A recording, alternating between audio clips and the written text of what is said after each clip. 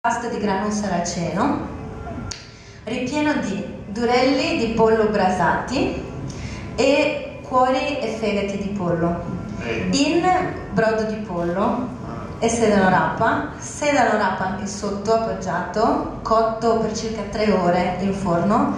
Il succo del sedano rapa estratto viene utilizzato per saltare i ravioli e poi c'è una particolare varietà di cicoria selvatica che andiamo a raccogliere per questo piatto, solo quella, e poi c'è del grano saraceno che viene bollito, essiccato e fritto che viene servito sopra. Apparentemente ci sono solo 3 ravioli ripieni in brodo. Dietro c'è un lavoro veramente immenso, ci sono tantissimi passaggi. E devo dire che fa parte del nostro modo di raccontare il piatto il fatto di non dire niente di quello di cui ci stiamo parlando. Perché questa le preparate sul momento oppure sono preparate? Sì, alla minute, come si dice. Esatto.